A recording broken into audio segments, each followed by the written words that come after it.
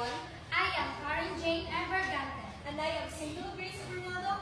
And we are the next reporter for today's class. But before we start, let me ask you something. Are you excited to learn something new this day? To unlock new learnings? Are you excited? Yes, you're right. So now let's begin.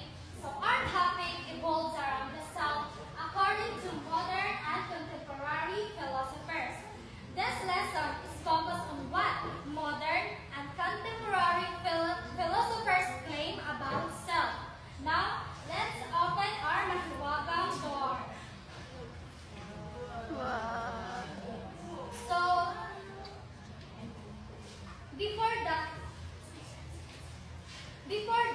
do you know who are these philosophers?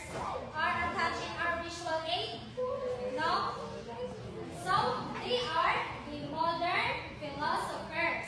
What do you mean by modern philosophers? Modern philosophers refers to thinker within the historical period of modern philosophy, generally spanning to 17th century up to 19th century. So let's start with René Descartes.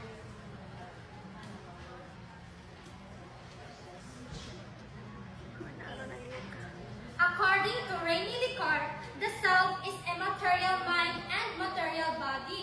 Hala, unsa may kasabutan ng immaterial mind ug material body? So, let's start with a material mind. By the meaning of material mind, he believed that the mind is the set of consciousness, thoughts, and perceptions, meaning to say it cannot be measured or observed like a material object. So by the meaning of this, it likes and we cannot see it, we cannot touch it. So that's the point of a material mind. So for example, the thought or your intention to raise your arm. So asa man ana ang immaterial mind? So the immaterial mind of this is your thought or your intention to raise your arm. And gets ra what is immaterial mind? So let's proceed to material body. So otherwise, the material body can be measured or can be seen, can be touched, or it interacts with the world physical. So vice versa for a material mind, because we can see it, we can touch it, and also it occupies space, and the example for it is. And the example of material body is your physical arm, which is extended in space and moves. So, balik ta sa immaterial mind. So, the example of immaterial mind is your intention or your thought to raise your arm. And sa material body is the example is your arm itself. The arm that occupies space and you can move your arm. So, that's the example of material body, because it talks about physical self. So let's proceed to this third one. According to Descartes, I think he is known for his quote, "I think, therefore I am." What do you mean by this? Do you have any idea what is the meaning of this quote of him, that I think, therefore I am? No? So, if now, I will explain to you. So, good. So, okay. Ang buod pasabot ani is, the act of thinking is proof of your existence. If ikaw, Lini Joy Victor, if you think about something, if you doubt or overthink about specific things, like in your grades, in your academic, so it means that you live, you breathe, you live in this world. Isod man pod na magunaw na ta, mapatay na ta. So it's not possible man pod. So that's maunay pasabot niya sa yang ingon nga, I think, therefore I am, that if we think, overthink, it's just a proof or evidence that we exist in this world. So let's proceed to John Locke. According to his essay concerning human understanding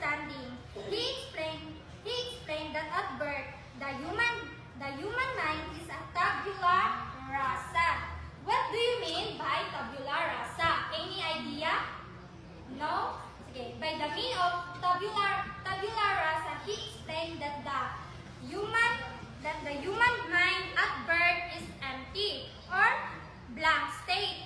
Like for example, Pudnona, it's not possible, Mapod, that when your mother gives birth on you, you already think that I want to become a teacher someday. Lisod, Mapod, no, magunahuna taana nga sa gamay pata. So it explains that tabula rasa is a blank state, ha? Take note, blank state, tabula rasa. Then, which means the mind is empty at birth. Wala pa isod, wala pa any imagination we create during our childhood. So next is associations of ideas. What do you mean by association of ideas? By the meaning of associations of ideas, it refers to individuals made when young are more important than those made later because they are the foundation of the self. So what do you mean by this? It means that the belief and connections we form in our childhood is the most important because it serves as our foundation to grow, to have a learning when we grow up. So by the meaning of that associations of ideas,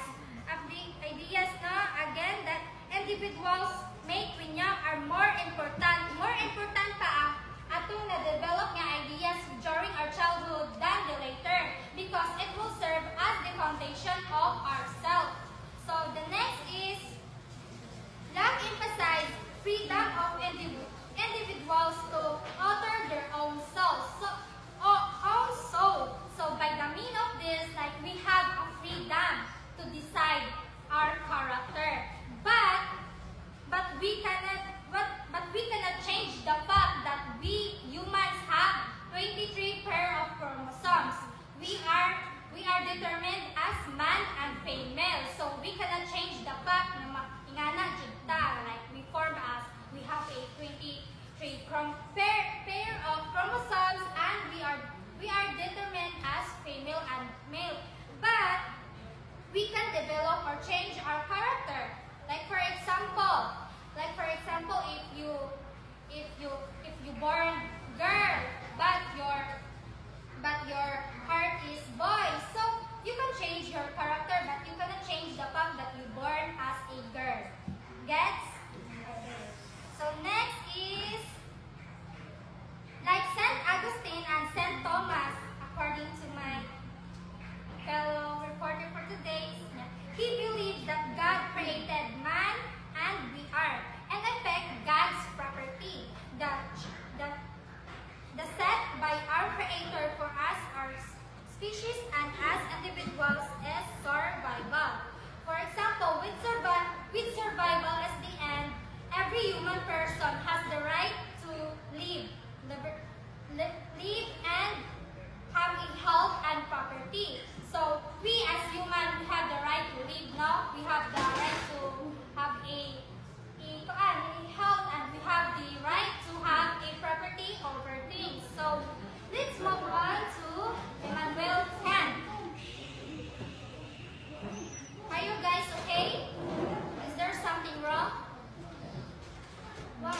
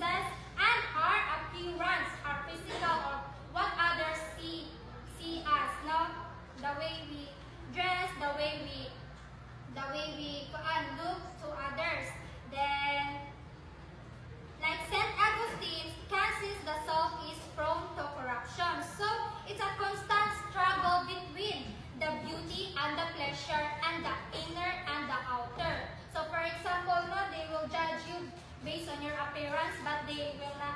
They didn't know that you have a good heart, you have a good inner self within you. So Immanuel Kant lived during the Enlightenment period, growing circularism. So do you guys familiar in the world circularism? No? So by the mean of circularism, it rejects the religion.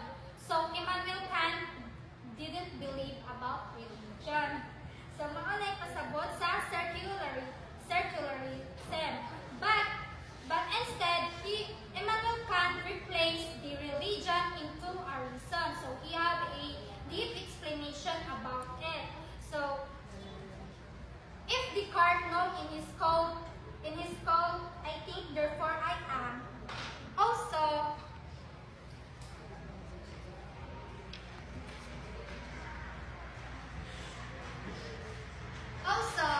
Immanuel Kant, also known in his act only according to that maxim by which you can at the same time will that it should become a natural law. So meaning to say, in simplest terms, you should only perform actions that you would be willing to see become a universal for everyone forever. So you only need to perform actions that everybody wants to see you. Like for example, you will respect, if you will respect them, if you will respect others, also they will respect you back. So that's the meaning of his quote. Then according to Immanuel Kant, we should be respectful. We respect the humanity because as human as we are, we should be respectful to others in order for us to be respected as well. We should love others in order for us to feel love from them. So that's end of my discussion about modern philosophers. So now let's move on to contemporary philosophers. It will be discussed by my partner, Sandra Grace Bernaldo. So now, let's dive into the contemporary philosophers. So there are three contemporary philosophers. First is Maurice Merleau-Ponty. Do you know the word inextricable union? Are you familiar with this word? Yes. So, inextricable union is the idea of the mind and the body are not separate entities but are deeply interconnected and intertwined. He rejects the idea of dualism. Dualism means the possess of idea that the mind and body are separate entities that interact each other. Instead, he suggests that the mind and body are inextricably linked. Our thoughts, our feelings, and our experiences that this is the root of our bodily existence. So next is being in the world. Being in the world highlights the importance of considering the role of our body in shaping our understanding of reality.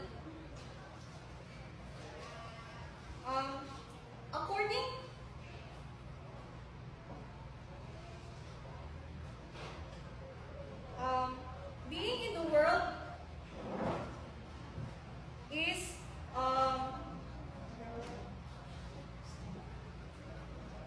according to him that by emphasizing the understanding of the self to the world, Maurice's philosophy challenges traditional notions in the mind-body dichotomy, and yes, that's it. Next is, let's proceed to Gilbert Ryle.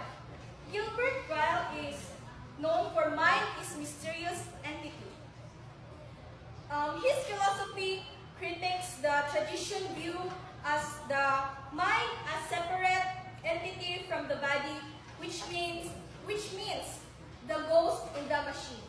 The ghost in the machine is, according to Ryle, this view is based on a category mistake, where we mistakenly assume that the mind is a separate entity that interacts with the body. Instead, Ryle argues that mental state can be understood in terms of observable behaviors and dispositions, rather than relying on abstract or unobservable entities. And lastly is Paul Churchland, eliminative materialism. He is centered around the idea of eliminative materialism, which argues that our common sense understanding of our mental states will be eventually replaced by a more mature or a neuroscientific account of brain function. And he believes that our understanding of the mind will be replaced by a more scientific advances. And lastly, he thinks that the current way of thinking about our mind will be replaced by a more scientific understanding of the brain. And that's all. But before we end our discussion, let me share to you some quotes by Christine Butler. You are not here to make others understand you, but you are here to understand yourself. And that's all.